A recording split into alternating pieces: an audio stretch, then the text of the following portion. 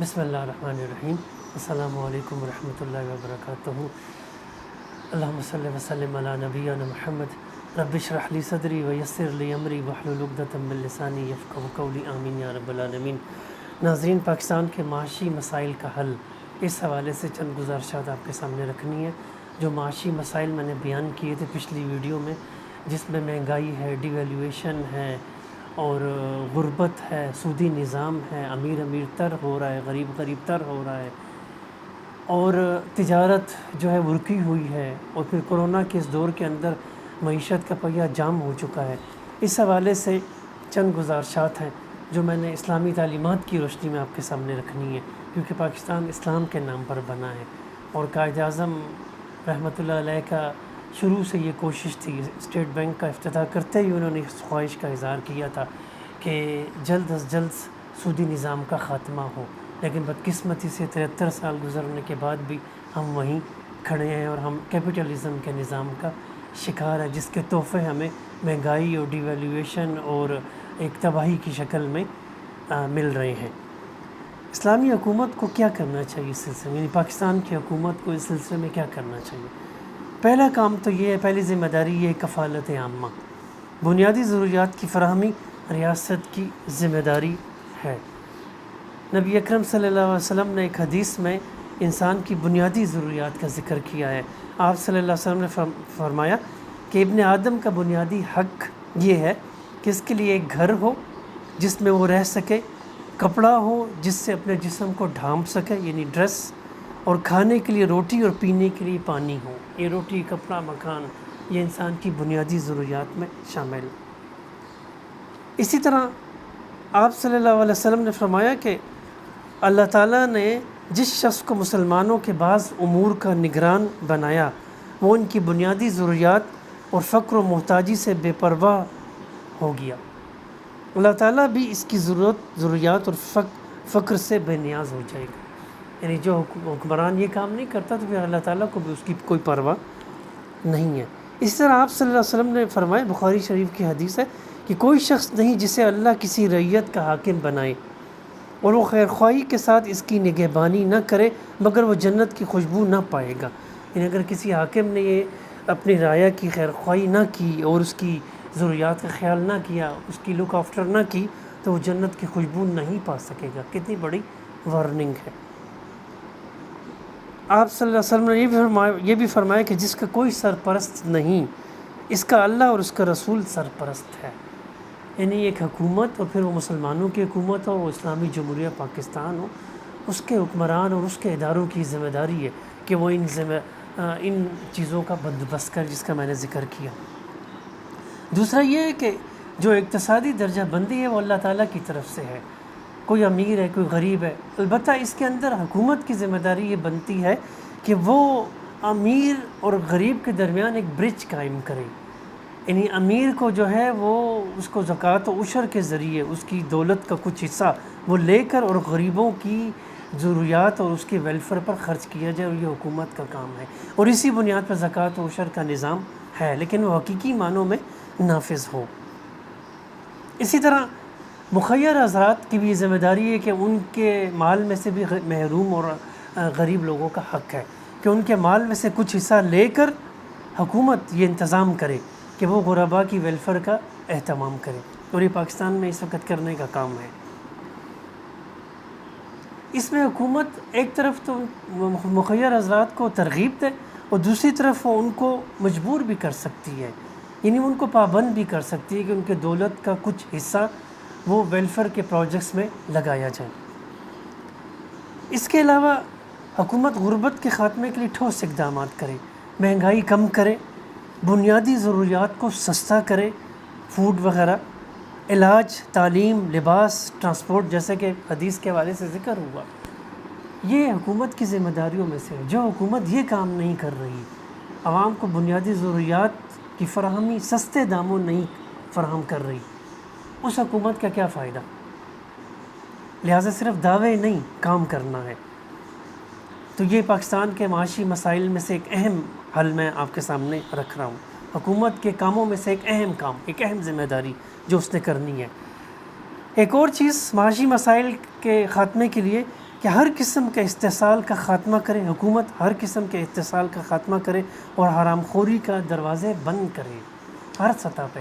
یہ اس کی ذمہ داری میں سے ہے۔ اور ہمارے آئین کا بھی یہ تقاضا ہے، 1973 آئین کی جو اسلامک کلازز ہے وہ آپ دیکھ لیں، سود خوری، ملاوٹ، رشوت، دھوکہ دہی، بے حیائی پر مبنی کاروبار بند کر کے ان کو متبادل روزگار فراہم کرے، اس کے لیے منصوبہ بنائیں، یہ حکومت کی ترجیحات میں شامل ہوں۔ اگر کسی معاشرے کے اندر سب کچھ حرام چل رہا ہے، حرام خوری ہو رہی ہے، تو بتائیے وہاں پہ اللہ کی طرف سے طرح طرح کے عذاب نہیں آئیں گے تو کیا ہوگا؟ وہاں پہ جو ہے ایک معیشت کی تنگی نہیں ہوگی تو کیا ہوگا؟ سرمایہ اور دولت اور وسائل چند ہاتھوں میں گردش کرنے شروع ہو جاتے ہیں۔ Concentration of wealth and sources, Islam circulation of wealth اور سورسز چاہتا ہے، اور اس کے لیے اسلام اپنے احکامات دیتا ہے، اور ہمارے پاس ایک ہی راستہ ہے کہ اسلام کا جو معاشی نظام ہے اس کی روشنی میں ہم سٹیپس لیں، ہم قدم بڑھائیں، ہم منصوبے بنائیں۔ اگر اس سے ہٹ کر ہم چلیں گے، کیپٹلزم اور سوشلزم کے اندر مسائل کا حل نہیں ہے، وہ دنیا نے دیکھ لیا، اور پاکستان کے اندر بھی کیپٹلزم ہے، انٹرسٹ بیسڈ اکانومی ہے، اس کے کیا نتیجہ نکل رہا ہے وہ سب کے سامنے ہے، کسی کو بھی اس کا حق نہیں مل رہا۔ ہاں کچھ لوگوں کا فائدہ ہو رہا ہے، جو حرام خور طبقہ ہے، سود خور طبقہ ہے، ان کو فائدہ ہو رہا ہے، سب کو نہیں۔ پھر یہ کہ حکومت معاشی ترقی و خوشحالی کو اپنی ترجیح اول میں شامل کرے، دیگر اقوام کے تجربات سے فائدہ اٹھائے، جاپان، چائنا، ترکی، روس وغیرہ ان کے تجربے سے سیکھے۔ لیکن میں نے شاید کسی ویڈیو میں ذکر کیا تھا کہ جاپان کے اندر انہوں نے سود کی شرح بالکل صفر پہ لے گئے، بلکہ مائنس پہ، اور آج وہ کیسے ترقی کر رہے ہیں، بالکل ہے، اور ہمیں سیکھنا چاہیے۔ تجارت اور صنعت کو فروغ دے، ٹیکسوں میں چھوٹ دیں ان کو، اور خاص کر چھوٹے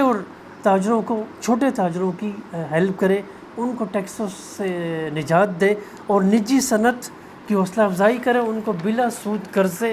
دیے جائیں۔ جیسے کہ اخوت ایک ادارہ ہے، وہ یہ کام کر رہا ہے، اور بھی بہت سے ادارے کچھ ہوں گے، لیکن میری نالج میں جو ہے وہ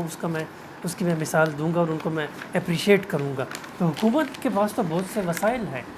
لیکن کچھ طبقات ہیں، کچھ ایسی طاقتیں ہیں جو یہ کام نہیں ہونے دیتی، تاکہ غریب غریب رہے اور امیر امیر کا یہ فرق رہے، اور وہ اس بحران سے فائدہ اٹھاتے رہیں۔ محنت کی عظمت کو مانا جائے، کیپٹلزم کے اندر محنت کی عظمت نہیں ہے، سوشلزم کے اندر جبری مساوات کر کے جو ہے ایک شخص کو اس کے جو پرسنل موٹیو ہے اس سے محروم کر دیا جاتا ہے، وہ سمجھتا ہے میں اتنی محنت کیوں کروں، میں جتنی بھی محنت کروں مجھے اس کا برابر ہی حق ملے گا، لہٰذا وہ جو ایک آگے بڑھنے کا جذبہ ہے وہ ختم ہو جاتا ہے سوشلزم کے اندر، اور کیپٹلزم کے اندر ایک سرمایہ دار طبقہ وجود میں آ جاتا ہے۔ اسلام ان سب سے ہٹ کر محنت کا حق مانتا ہے، محنت کو عظمت دیتا ہے، اور مزدور کو، اور جو ذہنی مزدوری ہے، ذہنی محنت ہے یا بدن کی محنت ہے، اس کو اس کا جائز حق دیتا ہے، اسی لیے اسلام نے اس کے حقوق کا تعین کیا ہے۔ لہٰذا مزدوروں کے حقوق کا اسلامی بنیادوں پر اثر نو اس کو مرتب کر کے نافذ کیا جائے، اور حدیث میں آتا ہے کہ مزدور کو اس کی مزدوری اس کے پسینہ خشک ہونے سے پہلے دے دو، یا تو خون خشک ہو جاتا ہے لیکن اس کو ان کے حقوق نہیں ملتے۔ یہی وجہ ہے کہ مزدور بیچارہ ہر وقت تڑپتا ہی رہتا ہے اور سڑکوں پر رہتا ہے اور سراپا احتجاج رہتا ہے۔ احتساب ہر سطح پہ یہ ضروری ہے، قومی دولت کو امانت سمجھا جائے، جن لوگوں نے قومی خزانے کو لوٹا ہے ان کا احتساب کر کے سزا دی جائے، اور ساری دولت خزانے میں واپس کی جائے، اور عوام کو اس کی کارگزاری سے آگاہ رکھا جائے۔ اس سلسلے میں یہ حکومت کی اہم ذمہ داری ہے، کیونکہ جب تک یہ طبقہ رہے گا، مافیا رہے گا، جب تک وہ قوم کو لوٹتا رہے گا، قوم کے جو خون پسینے کی کمائی ہے اس کو لوٹتا رہے گا، اس وقت تک استحصال رہے گا، اور جو ہمارے معاشی مسائل ہیں وہ اس کے بغیر کیسے حل ہوں گے؟ یعنی ہمارے معاشی مسائل رہیں گے جب تک یہ مافیا رہے گا، یہ استحصالی طبقہ رہے گا، جب تک اس استحصال کا خاتمہ نہیں ہو جاتا اس وقت ہمارے معاشی مسائل حل نہیں ہو سکتے۔ حضرت عمر بن عبدالعزیز رحمۃ اللہ علیہ نے اقتدار سنبھالتے ہی ان کو خلیفہ ثانی اسی لیے کہا جاتا ہے کہ انہوں نے استحصال کا خاتمہ کیا، اور جن لوگوں نے، شاہی لوگوں نے جو لوگوں کی زمینوں پہ قبضہ کیا ہوا تو وہ زمینیں ان سے واپس لے کے اصل مالکان کو لوٹا دی، اور بھی انہوں نے بہت سے انقلابی اقدامات کیے ہیں۔ پھر معاشی شعبہ کے اندر منکرات اور گناہ کبیرہ کے خاتمے کے لیے بھی اسٹیپس لیے جائیں. لوگ کس کس طریقے سے حرام مال کما رہے ہیں، تو حکومت کے لیول پہ اس کو روکنے کے لیے کیا اقدامات ہیں. وہ بڑا انعام ہے، سب کچھ ہو رہا ہے، ورنہ آج معاشرہ یہ منظر پیش نہ کرتا. حکومت کو ٹھوس اقدامات کرنے کی ضرورت ہے اس ضمن میں. پاکستان کے جتنے اہم وسائل ہیں، سورسز ہیں، تھر کول ہے، ویسٹیجز ہیں، اس کا ایک صحیح استعمال کیا جائے. پانی ہے، جنگلات ہیں، منرلز ہیں، تانبا ہے، سونا ہے. وہ ریکارڈ کیس والا معاملہ نہ ہو کہ وہ ایک سستے داموں ایک کمپنی کو دے دیا تھا بلوچستان کے اندر جو تھا، اور پھر وہ بعد میں جب وہ سپریم کورٹ نے اس کو نل اینڈ وائٹ کیا تو پھر وہ کمپنی جو ہے حکومت پاکستان کے خلاف اس نے ہرجانے کا بہت بڑا ہرجانے کا دعویٰ کیا. تو اس طرح کی اقدامات سے بچا جائے اور لوکل جو ہمارے سائنسدان ہیں، ہمارے پاس جو ماہرین ہیں، اس کی خدمات سے فائدہ اٹھایا جائے اور یہ کام جو ہے اپنی کمپنیز کو دیا جائے. اور ان وسائل سے استفادے کے لیے جامع منصوبہ بندی کی جائے تاکہ عوام کی ویلفیئر کا راستہ کھل سکے اور ہمارے معاشی مسائل حل ہو سکیں. اور پھر دوسرا یہ کہ ان مسائل کو ضائع ہونے سے بچایا جائے تاکہ کوئی اس پر قبضہ نہ کر سکے. قدرتی آفات کی سے بچنے کے لیے صحیح منصوبہ بندی کی جائے. ایک تو اللہ تعالیٰ کی بارگاہ میں توبہ کی جائے اور اللہ سے کیے ہوئے وعدے کو پورا کیا جائے، یعنی دین اسلام کا نفاذ کیا جائے. دوسرا یہ ہے کہ ایسے شعبہ جات کو قائم کیا جائے جس کے ذریعے سیلاب سے جو متاثرین لوگ ہیں، زلزلہ زدگان لوگ ہیں، یا جو مختلف بیماریوں کی وجہ سے یا کرونا کی جو آفت ہے، اس سے بچنے کے لیے ہمارے پاس باقاعدہ ایک بہت بڑا ڈپارٹمنٹ اور شعبہ ہو، محکمہ ہو، اور اس کے تحت ایک منصوبہ بندی کے تحت ان جو اس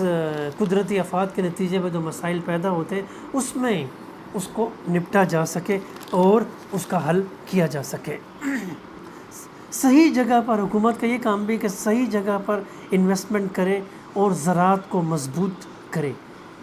قومی خزانے کی ضروریات کو پورا کرنے کے لیے حکومت حلال جگہوں پر شراکت اور مزاربت پر مبنی کاروبار کر کے منافع کما سکتی ہے اور اس سے جو اپنی ضروریات ہے وہ پورا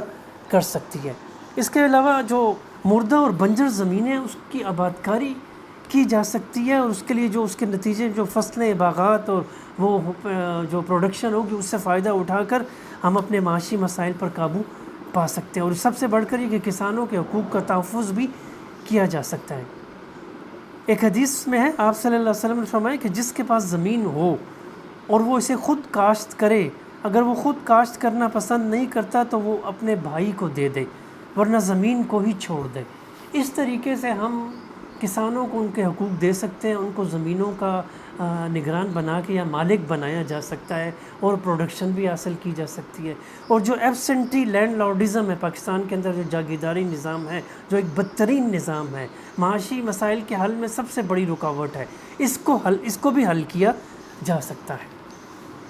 تو زراعت پر مبنی جو زمینیں اس کا اثر نو بندوبست کیا جائے اور اس کے اندر ماہرین سے اور علماء اسکالر سے مدد لے کر اس کا حل کیا جائے. اسی طرح انرجی کرائسس جیسا کہ پہلے بھی ذکر ہوا، اس میں اہل اور جو ہنرمند افراد ہیں ان سے مشورہ کر کے حکومت ایک جامع منصوبہ بندی کر سکتی ہے. نئے ڈیمز کی تعمیر کر کے بجلی کی جو پروڈکشن کا مسئلہ ہے وہ حل کیا جا سکتا ہے اور اس میں 1-2 ڈیمز کی بات بھی ہو رہی ہے. اللہ تعالیٰ کرے کہ وہ اس کی طرف پیش قدمی ہو جائے.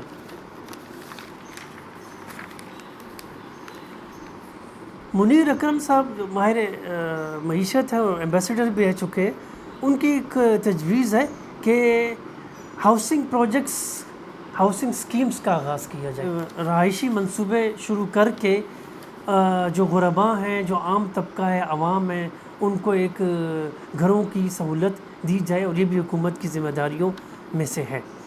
اسی طرح ٹیکسوں کا نیا نظام متعارف کیا جائے جس میں بڑے سرمایہ داروں اور جاگیرداروں پر ٹیکس ہو. لیکن موجودہ جو نظام ہے اس میں ڈائریکٹ ٹیکسز بھی ہیں اور انڈائریکٹ ٹیکسز بھی ہیں. ڈائریکٹ ٹیکسز تو ٹھیک ہے، اس حساب سے لوگوں پر انکم ٹیکس اور ویلتھ ٹیکس اور پراپرٹی ٹیکس لگایا جاتا ہے، وہ بھی پوری طرح ریکور نہیں ہو رہا. ایک تو اس کو مؤثر کیا جائے اور دوسرا انڈائریکٹ ٹیکسز کو ختم کیا جائے. جو کہ ہم میڈیسن لیتے ہیں، ہوٹل میں کھانا کھاتے ہیں یا کوئی چیز بھی لیتے ہیں، کپڑا لیتے ہیں، کوئی چیز لیتے ہیں، اس کے اندر وہ یہ موبائل کارڈ جو ہے لوڈ کراتے ہیں، اس کے اندر انڈائریکٹ ٹیکسز شامل ہوتے ہیں۔ اس کی وجہ کیا ہے؟ اس کا اثر سب سے بڑھ کر عام لوگوں پر پڑتا ہے، یعنی ٹیکس لگتا کسی اور پر ہے اور ادائیگی عوام کرتے ہیں، کیونکہ جو سرمایہ دار ہے، جو انڈسٹریلسٹ ہے، جو کارخانہ دار ہے، جو کارخانہ لگا رہا ہے، اس پہ اگر سود لگتا ہے، ٹیکس لگتا ہے، کچھ بھی ہوتا ہے، وہ اپنی جیب سے تو نہیں دیتا، وہ تو اس کی کاسٹ پرائس کے اندر اس کو شامل کر دے گا، اور ہم وہ جا کر جب وہ مارکر لیتے ہیں، وہ کاغذ لیتے ہیں، وہ دوائی لیتے ہیں، تو ہمیں وہ پے کرنا پڑتا ہے، یعنی ٹیکس لگتا کسی اور پر ہے، سود لیتا کوئی اور ہے، اور سود کی ادائیگی عوام کرتے ہیں، ٹیکس کی ادائیگی عوام کرتی ہے۔ تو پھر اس سے بتائیے استحصالی نظام وجود میں نہیں آئے گا تو کیا ہوگا؟ اس سے مہنگائی نہیں بڑھے گی تو کیا ہوگا؟ یہی وجہ ہے کہ مہنگائی بڑھنے کی سب سے بڑی وجہ یہی ہے۔ تو عام آدمی کو ان ٹیکسز سے مستثنا کر کے صرف ڈائریکٹ ٹیکسز لگائے جائے، اور پھر سب سے بڑھ کر یہ کہ زکوٰۃ و عشر کا نظام، جیسے کہ میں نے پہلے بھی ذکر کیا ہے، ماہرین کہتے ہیں کہ اگر صحیح طور پر یہاں پہ زکوٰۃ کلیکٹ کی جائے امیروں سے، تو اتنا ریونیو جنریٹ ہو جائے گا کہ اس سے ہم اپنی تمام ضروریات بھی پوری کر سکیں گے، عوام کی ویلفیئر اور غربا کی، مساکین کی ویلفیئر کا بندوبست بھی کر سکیں گے، اور اپنے قرضے بھی ادا کر سکیں گے۔ یہ تو صرف ایک ہے، اسلامی ریاست کی تو بہت سی جو ہے ریونیو اس کے ذرائع ہیں، وہ میں صرف گنوا دیتا ہوں۔ اس میں عطیات ہے، ڈونیشنز، زکوٰۃ، عشر، قرض حسنہ بھی حکومت کو دیا جا سکتا ہے، خمس ہیں، مال رکاز ہیں، فے ہے، وہ مال جو بغیر لڑائی کے جو ہے وہ حاصل ہو جائے دشمن سے، خراج ہے جو غیر مسلموں سے لیا جاتا ہے ان کی زمینوں سے، جزیہ ہے جو غیر مسلموں سے لیا جاتا ہے، ایک طرح کا نامنل سا ٹیکس ہے جس کے بدلے ان کی عبادت گاہوں کا تحفظ کیا جاتا ہے، ان کی جان و مال کا تحفظ کیا جاتا ہے۔ اسی طرح عشور ہے، قراء الارض ہے، وقف ہے، اور وہ مال جس کا کوئی مالک نہ ہو، اس کی الگ سے ایک وضاحت کی ضرورت ہے، لیکن بہرحال یہ میں نے صرف گنوا دیا ہے کہ ہم اسلامی حکومت کے پاس قومی خزانے کو بھرنے کے لیے اور ریونیو جنریٹ کرنے کے لیے اور بھی بہت سے ذرائع ہیں، ان ذرائع کی طرف ہماری توجہ نہیں جاتی، ہم صرف ٹیکسز کے ذریعے، جو ایک ویسٹرن طریقہ ہے، کیپٹلزم کا ایک طریقہ ہے، اس کے ذریعے قومی خزانہ کو بھر کر اور اپنی ضروریات پورا کرنا چاہتے ہیں، جو کہ نہیں ہو رہا۔ ہمیں اسلامی معاشی نظام کی طرف آنا ہوگا۔ علامہ اقبال کے شعر پہ میں اپنا گفتگو کا اختتام کروں گا، جس میں انہوں نے یہ فرمایا، بے معجزہ دنیا میں ابھرتی نہیں قومیں، بے معجزہ دنیا میں ابھرتی نہیں قومیں، جو ضرب کلیمی نہیں رکھتا وہ ہنر کیا۔ یعنی ایسے ہنر، ایسی جو ایسا معاشی نظام، اس کا کیا فائدہ جس کے اندر اللہ تعالیٰ کا حکم نہ پورا کیا جا رہا ہو، جس کے اندر جو ہے باطل نظام پر ضرب کاری نہ ہو، جیسے کہ موسیٰ علیہ السلام نے ضرب لگائی تھی سمندر پہ اور وہ پھٹ گیا تھا اور 12 راستے نکل گئے تھے۔ ہمارے پاس وہ نظام ہے جس کے اندر ہمارے تمام مسائل کا حل ہے، ہمیں اسی طرف آنا ہوگا۔ اللہ تعالیٰ ہمیں اس پر عمل کرنے کی توفیق دے۔ وآخر دعوانا ان الحمد للہ رب العالمین، آمین یا رب العالمین، جزاکم اللہ خیر۔